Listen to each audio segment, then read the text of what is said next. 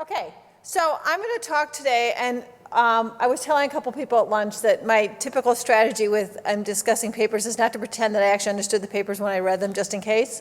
So I'm really going to talk about some ideas and some of the things that the papers made me think about, and like earlier discussions today, I'm going to try to draw them in together in sort of a different way.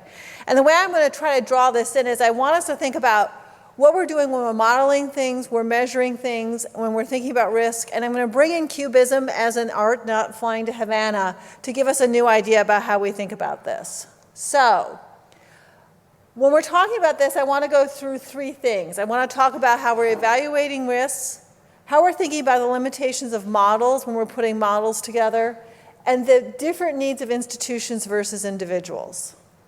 So, the guitar picture will make sense later on. But the reason I want to start talking about this is market values have sort of become our dominant way of thinking about the value of something. And there's a good reason for that, because if I own something and I want to sell it, the only thing it's worth is the market value. It's only worth what someone will pay me for it. It's a settlement price, especially if we have liquid markets, if we have markets that are freely traded, it's unbiased and it's a consensus price. So things like the stock markets. We were talking earlier today about infrastructure investments, and that's an interesting example where you're working with something where you don't necessarily have a free and liquid market that is trading all the time. But we like market values for things like equities and bonds, and we like to try to measure our obligations, our liabilities, our insurance contracts, our annuities, our pensions, in terms that mimic the market. And for us, this is what we see as realistic. It is the equivalent of the picture of the guitar. It is something that looks like, if I had a guitar, I didn't bring a prop, and I held this up, it would look like a guitar. That's what you would see in your eyes as you were looking at a guitar. But just like your view of a guitar, even a picture of a guitar isn't perfectly scientific. Well, the way we see color, the way we see light is affected by light. It's affected by our eyes. Your eyes are editing all the time. Your eyes don't actually see every detail in the room when you look at something, because you're literally editing out things because it would be visual overload. If you're colorblind, you see color differently. Everyone sees things differently. And just like market values are a great settlement price, they're not perfect. I couldn't come up with a better word than scientific. And the cleanest example is they're subject to bubbles, right? Housing bubbles, the great tulip bubble that we all learn about. It's supply and demand. Demand can go wah-ha, and if it's limited supply, people can start to overvalue it. How many kids 20 years ago collected Beanie Babies thinking that was going to pay for their college education? It didn't happen. It's just a good example of saying that markets react to the supply and demands of individuals in that marketplace, but there's nothing inherent in any price of anything that is above our desire for it. Gold is a good example. Always have gold. There's always value in gold. No, there's not. If we all decided tomorrow there was no value in gold, there would be no value in gold. There's value in gold because we say there is value in gold. So when you're thinking about some of the ideas that Dr. Morrow was talking about in his papers, he's talking about the fact that if you're just looking at the fair market value of both the liabilities and the assets for insurance or pension type obligations, that can create some distortion, because that's not necessarily going to create the most value to the participant. That's not necessarily going to create the best way of managing it long term, because all of these things aren't settled today.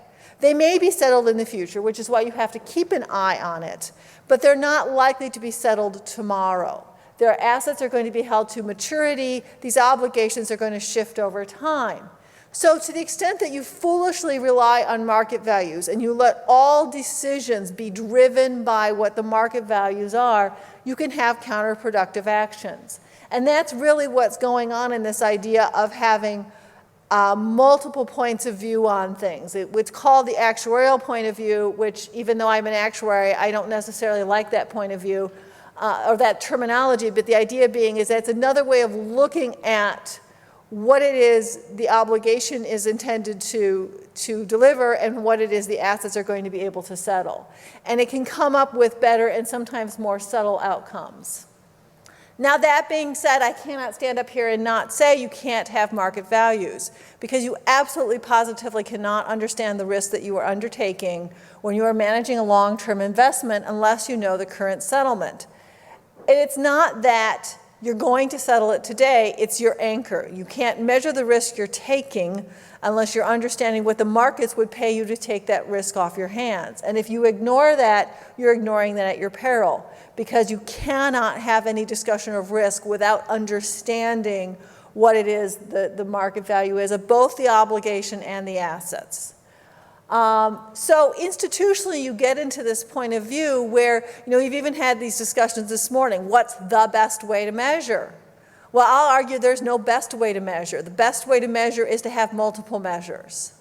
And that can get really hard for our brains to process, because we all think we see things the same way. We all think there's one point of view, there's a right point of view, and darn it, I have to be able to say this company's worth more than that company, or this painting's worth more than that painting, and I have to be able to say what's worth more, what's worth less.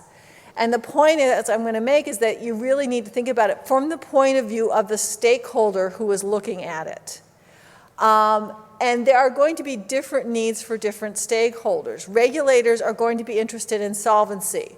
And even with solvency, I'll say there's 2 points of view. There's what happens today, there's what's happened, or multiple points of view. There's what could happen today, there's what could happen should I have a market crash, sort of a worst case scenario. VAR is a variable value at risk is intended to get at some of that. So the idea is that the regulators want to understand sort of worst case scenarios. But when you're looking at accounting, when you're looking at the owners of the firm, they really are interested in the settlement value.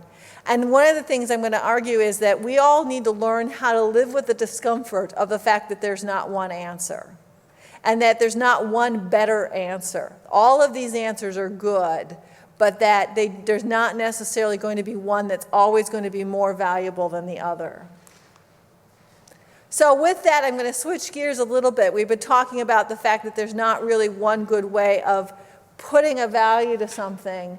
And I'm going to follow up on the paper that Professor Gillen presented, where she talked about a way of constraining an individual investor with lower and upper bounds. And I just want to throw out the usual, I think this may be becoming my knee-jerk reaction. Whenever I read papers where we're modeling something, I feel like I have to start throwing in all the caveats on models. And Dr. Gillette even started to go into them. But one of the critical ones is, when she was showing you sort of the lower and the upper bound possibilities of things, is to always remember that these are mathematical models that are looking at things over thousands of simulations of real economies. But the problem is we all live one life. I don't get an average of scenarios, I get one scenario. I get a scenario at the top of the tail, I get a scenario at the bottom of the tail, I get a scenario in the middle. But I only get one life. And the problem is that often cohorts have different experiences.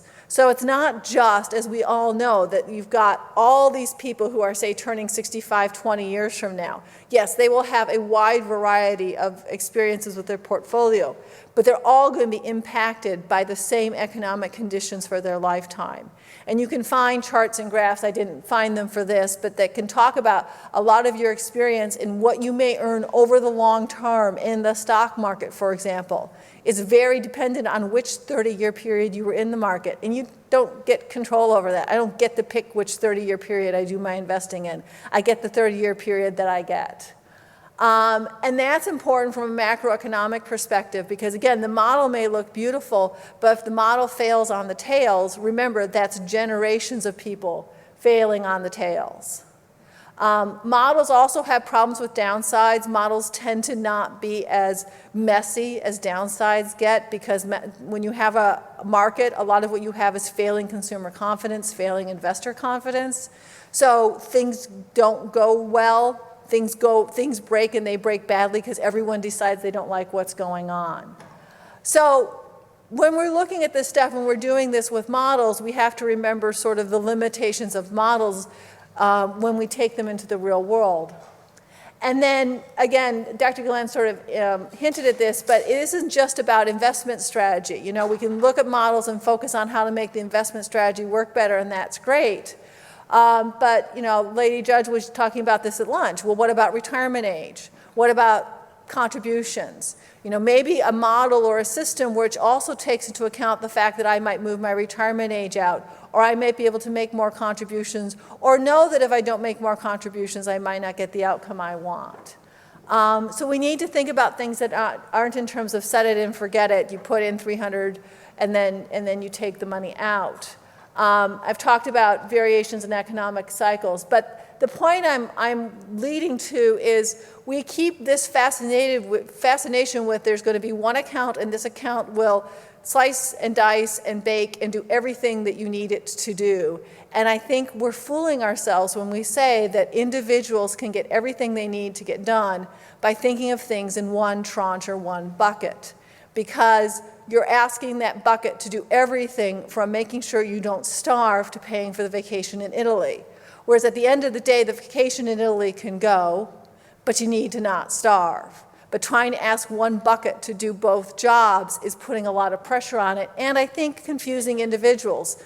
Someone earlier today, and I don't remember who it was talking about the limitations of individuals and individual understanding of these complex financial transactions. Well, one of the ways to think that through might be to think through multiple buckets. And here comes the Cubism. Here's why I'm talking about this. That's a picture of a guitar. But that picture of a guitar is taken from one angle, and it looks like a guitar in one way. If I had a guitar and I turned it outside, you would see the guitar looks really different. So I'm going to argue that's not the best way to think about it. This is. Now, this is a Cubist painting. I've got the credit for it on the next slide. It's at the Tate. But the idea of Cubism, and this was, by the way, when someone explained this to me when I was in college at like 18, was revolutionary to me, was the idea of Cubism is you're looking at the object from all angles simultaneously. So you're not just looking at it from the face, you're getting the side view and the view from the top and the view from the neck and the view from all different angles. And before I had all this explained to me, I thought, well, it's just a bunch of gobbledygook, it's a bunch of squares and no one can tell what it means and you have to read the label to be able to figure it out. But once someone explained to me how you read a Cubist painting, how you account for those multiple perspectives being in there at all times, I could start to see there's the neck, there's the center, I can't remember what it's called, but you can start to see the different parts of the guitar in there.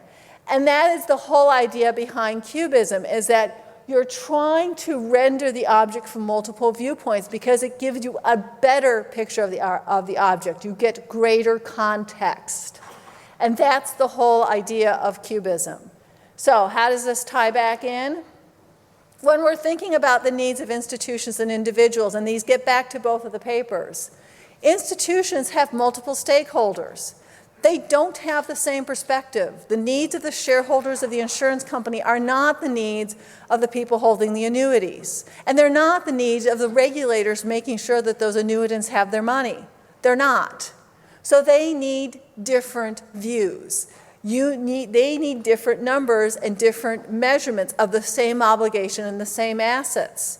It's not that one is right and one is wrong, or if you measure it this way, then that measurement has to be wrong. They're all correct, but they're all reflecting a different point of view. Just like you can look at a guitar in different ways and get different angles. You've got to be able to think about looking at this thing from multiple points of view and realizing it's all the same object. Similarly, individuals need different points of view. Now, the individual, if I give them 17 ways to slice and dice their account, is just going to get confused.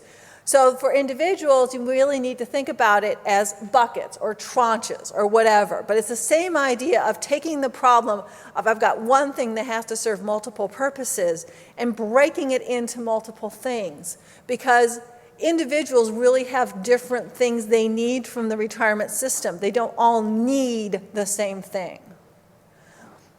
So think about it's the multiple numbers, it's the multiple buckets. That's the whole idea that I sort of took from the two papers, was this idea of multiple perspectives.